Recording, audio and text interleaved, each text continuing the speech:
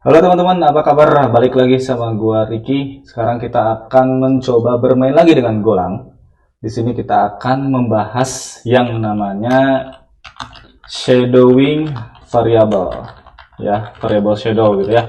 Jadi gimana? Contohnya gini, misalkan di sini kita punya nilai, terus di sini misalkan kita punya ujian. Ujian ini nilainya boolean ya. Itu misalkan di sini true gitu. Nah, sekarang kita pengen misalkan ngasih logic atau kondisi gitu ya. Di sini if ujiannya true, maka di sini kita ingin untuk menambahkan si nilainya itu yang dari tadinya 0, kita ingin tambahkan misalkan 10 gitu ya. Di sini jadi misal kita tambahkan nilai, terus kita bikin sebuah variabel di sini jadi 10 misal. 10 kita panggil kayak gini, kemudian kita buat functionnya jadi 10, kemudian dia punya dua buah return value. Return yang pertama itu integer, return yang keduanya itu error. Kemudian di sini sekarang kita ingin simpel aja, di sini kita langsung return aja si misalkan 10 gitu ya, 10 errornya kita simpan nil. Nah, dengan kita membuat function ini di dalam scope si ujian, yang kalau misalkan ujiannya itu true, maka nanti nilainya pengen kita tambah 10 atau pengen kita ubah jadi 10 gitu ya. Di sini kita seperti biasa, kita cek dulu kalau misalkan ada error, dia akan gampang aja print line. Di sini misalkan error gitu ya. Oke, kalau misalkan nggak ada, kita pengen juga ngeprint si nilainya gitu ya. Nilai jika ujian true. Oke. Kalau misalkan ujiannya nggak true atau false, maka di sini juga kita pengen lagi bikin function, misalkan jadi 5 gitu ya. Jadi 5 gitu. If r tidak sama dengan nil, kita bikin print line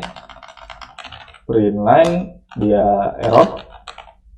Kemudian si ininya kita copy aja nih, copy ke siniin, kita ganti jika ujian false. Save. Kita jangan lupa buat si functionnya ya. Kita buat si functionnya jadi 5, dia punya dua return, integer error, kita return 5 dan juga oke, simple aja kayak gini. Oke, kita coba tambahin dulu di sini print line ya, si nilainya nih, si nilainya kita print line nilai akhir. Di sini ganti aja nilai akhir. Save. Oke, kita coba baca dulu dari sisi codingannya. Oke, di sini kita punya satu buah variabel, kita deklarasi satu variabel, yaitu variabel nilai, dengan kita assign value-nya itu 0. Kemudian kita punya variabel ujian, kita assign value-nya itu true atau boolean. Nah, di sini kita punya logic. Kalau misalkan si ujiannya true, maka dia akan masuk ke scope di sini. Kalau misalkan false, scope yang bawah.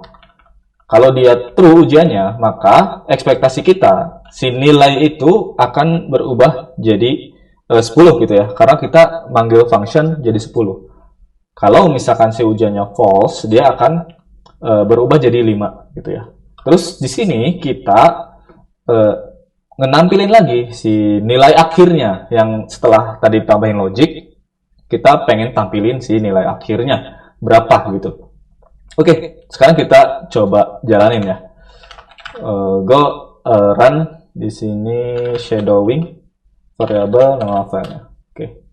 Nah, kita cek nilai jika ujian true-nya itu true karena si boolean-nya itu true, tapi nilai akhirnya itu 0. Nah, ini kenapa?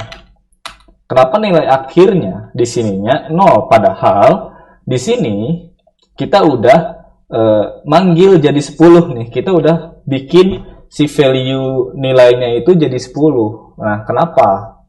Kenapa kok di akhirnya atau di ujung sini nggak keubah gitu ya? Nah, itu tuh yang namanya variable shadowing. Nah, kenapa variable shadowing?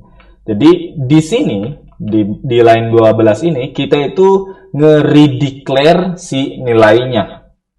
Nah, sini nge-redeclare si nilainya. Makanya di dalam scope ini variabel nilai itu akan 10 sesuai dengan function yang kita panggil. Tapi dia nggak akan nge-update si variabel nilai yang di luar scope-nya gitu. Nah, itu shadowing variable. Nah, untuk nge-solve-nya gimana? Oke, sebelum kita solve, kita coba yang satu lagi nih ya. Kalau misalkan ujiannya kita buat jadi false, kan dia ekspektasinya akan masuk ke scope yang else dan harusnya jadi 5 ya. Kita coba jalankan lagi.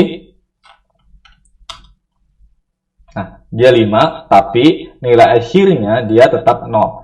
Nah, ini yang pengen kita pelajarin gitu ya, bahwa si shadowing variable itu seperti ini, gimana cara kita nge-solve-nya. Ada beberapa cara. Salah satunya, di sini kita buat variabel sementara atau temporary variable. Misalkan, di sini kita buat si nilai ini kita ubah jadi n. Nah, kemudian di bawah sini kita ubah jadi n, dan kita akan meng-assign nilai n ini ke variabel nilai. Jadi di sini nilai n. Nah, beda ya. Jadi kalau digolang itu, kalau misalkan ada tanda titik 2 sama dengan, itu tuh namanya assigning variable. Sementara kalau misalkan yang sama dengan ini, dia tuh langsung memasukkan nilainya gitu. Langsung di-assign nilai yang dari kanan ke kiri. Oke, kita lakukan hal yang sama ke yang bagian else ya, scope yang else. Di sini kayak gini, terus di sini kita tambahin nilai dengan n. Dengan seperti ini, ekspektasinya kita akan bisa mengupdate nilai yang di baris 8 ini, yang di line 8 ini. Kita coba aja ya. Nah, sekarang variabel nilai itu sudah ke-update. Nah, variabel nilai ini yang tadinya 0, ini tuh sekarang udah bisa ke-update ya guys ya. Bisa ke-update di sini. Jadi ketika ada logic, kalau misalkan kita nggak nge-redeclare, maka kita bisa mendapatkan hasil update-nya. Oke, segitu dulu video kali ini. Stay tune terus. Salam programmer best friend.